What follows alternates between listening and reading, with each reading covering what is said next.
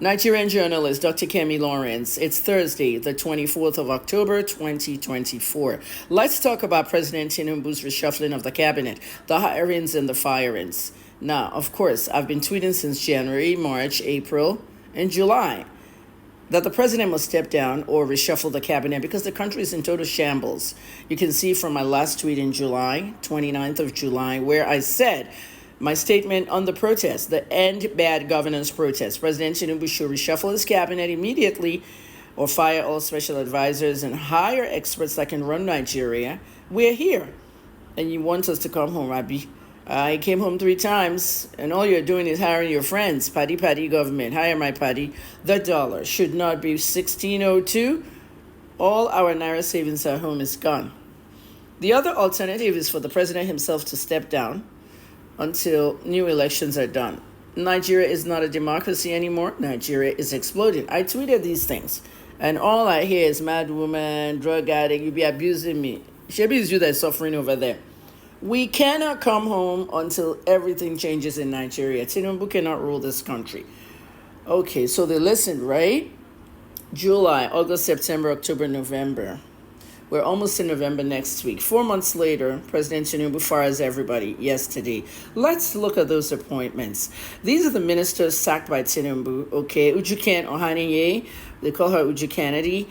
Lola Adejon in tourism. Tahir Maman, Abdullah Muhammad Guazo, and Jamila Bayo Ibrahim. I want to focus on 4 of them on this list. I'm not going to focus on that housing and urban development guy because I didn't follow his performance. Uju Kennedy Ohaneye should never have been fired. It was a very big mistake in President Tinubu's judgment. I believe there was somebody that forced the president to remove her. This was not the president's decision. Still, President Tinubu has some special advisors that are bad in the background, and these special advisors are literally handpicking who they want, who they don't want. Uju Kennedy was possibly the best women's affairs minister that I've ever seen in Nigeria. In my history of being the daughter of a high-ranking politician who has been in the ruling party and the opposition, my father is 89 and he's still alive. I can tell you that I cannot name one single women's affair minister that did anything or even remember their names. Can you name one Nigerian minister of women's affair? I can't name one person, but Uju will be in my brain forever. This woman went all the way down to the grassroots, meaning that she actually went into communities. I saw her standing with a child who was raped by the father, I think, an 8-year-old and a 3-year-old, 2 daughters inside her house raped. She had the girl standing there backing her so people wouldn't see her face. People were saying she was chasing cloud. No, she wasn't chasing cloud. She was making it as real as possible. And if you know me, Dr. Kemi, about the truth and being real, I like that. Because we keep quiet. We don't talk about all these children being defiled, raped by relatives and all. All this incest going on in Nigeria. She dealt with it. In her in her short time in this appointment, Uju also uncovered corruption. You see all these events they were doing at the Ministry of Women's Affairs without any authorization. They'll dip into the coffers, take money, and go do all these events. She walked on these events. She walked in on some of these events, shocking them and stopping the events altogether. We're tired. You see all these women in a big hall, 300-400 women, you'll be giving them grinders. How do you empower women with grinders? What are they going to do with grinders? They're going to grind pepper for the rest of their life? Empower women the right way. Teach them skills. Get them sharp. Start up. This was what Uju was heading towards and started. And now they fire her. I think that was a bad decision by Tinubu. That one is a 0. A bad firing. Lola Adejon, tourism. Lola never even got to do the job she was hired for. Shortly as she assumed office, she had a meal or she ate something somewhere and she had food poisoning. It was very difficult to tell whether it was food poisoning from maybe eating a salad that's been sitting out there for hours or just simply poisoned by someone putting something in her food. This woman was in a coma. She was almost unconscious for a long time. She has been hospitalized. She's been in the hospital for a long time. Her recovery has been very slow. And then she finally makes it out. She's supposed to start going to events and things. And then you fire her. She was never given a chance. But anyway, what President Tinubu did was he actually merged tourism with another department.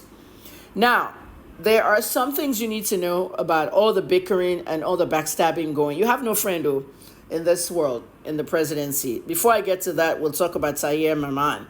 Tahir Maman looked like he was doing some work. He had a lot of photos on his Twitter and everything, going to a lot of events, trying to make education for the girl child a priority and all that. All those things are photos and stuff. Was he really working? The Minister of Education should be working deep down and investigating. If you make me the Minister of Education in Nigeria, the first thing I'm going to do is I'm going to hire investigators. I'm going to hire private investigators, not even government investigators, private one, because the government ones are always taking bribes. Okay, Tahir Maman had no idea that a lot of senior officials at the Ministry of Education, Federal Ministry of Education, that are retired were still on the payroll. A lot of them were still getting salary. That was an investigation by Sahara reporters. Everybody was still on the payroll. If you want to see the names of those senior officers or senior officials at the Ministry of Education in Abuja, go to Sahara and you'll see the names there. These people have retired and they were still collecting salary. That whole ghost salary thing should not have happened. So his is a good firing. The other thing is that a lot of teachers have not been paid for 12 months. That is the other thing. Maman is supposed to make sure the civil servants don't become evil servants. Okay? Who is supposed to pay these teachers? There's 12 months arrears. And this is what took all of us abroad when we were young. Why do you think everybody went abroad in the 70s and 80s? The teachers went on strike because they weren't paid. The strike was 1 week, 1 month, 1 year. After the 1 year strike, everybody started sending their children to secondary schools in London. That's how it all started. So Maman is a good one. Abdullah Mohammed Gwazo, I didn't study his portfolio, but let's go to Jamila. Jamila had this friend, okay, I want you to see this, Hawa Alabura, okay, and look at the date on this tweet, 28th of July, 2024. The person that was tweeting Hawa was talking about Hawa is like, you're not even performing, blah, blah, blah. Hawa now said, transfer your hate to the Minister of Tourism. The person was an obedient. Transfer your hate to the Minister of Tourism. In other words, Hawa was telling them to transfer the hate to Lola Adejon. You see Jamila, the obedient was complaining about Jamila. You see Jamila, I will defend her and she will improve for sure.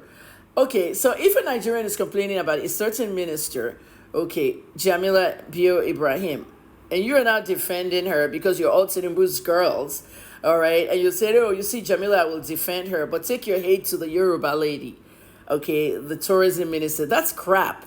The sad part is that Hawa is going to be going herself very soon because that person now said, yesterday, someone said Lola Ade of tourism was dismissed. Hanatu Musawa tourism has now been added to her portfolio, Ministry of Arts and Culture.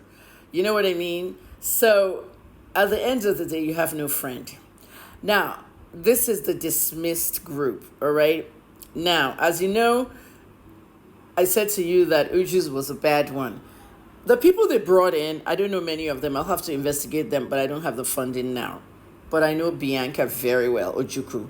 Bianca Ojukwu's appointment was a really bad one. Number one, President Tinubu should never recycle government officials.